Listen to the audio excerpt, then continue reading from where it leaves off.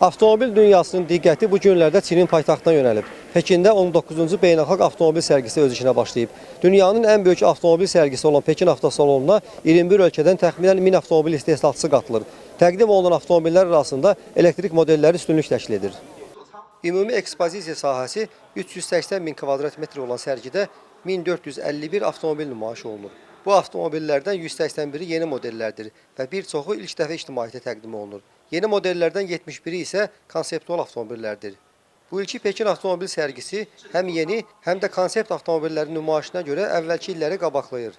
Sərgidə təqdim olunan modellər avtomobil sənayesindəki yenilikləri və qabaqcıl texnologiyalar nümayiş etdirir. Ekspertlər bildirir ki, əgər bir vaxtlar Münhen və Tokyo avtosalonları bu sahə üzrə bütün diqqətləri özünə çəkirdisə, indi artıq bu təşəbbüs Çinə keçir. Burada təbii ki, yeni enerji avtomobillərinin istehsalında Çinin dominantlığı ələ alması şübhəsizdir.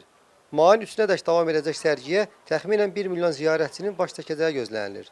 Qeyd edək ki, dünyada ən iri avtomobil bazarı olan Çin ardıcıl 11 ildir ki, hibrid və tam elektrik avtomobillərini əhatə edən yeni enerji avtomobillərinin istehsalında və satışında dünya lideridir.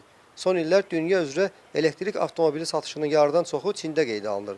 Ötən il bütün dünyada 20,7 milyon ədəd elektromobil satılıb.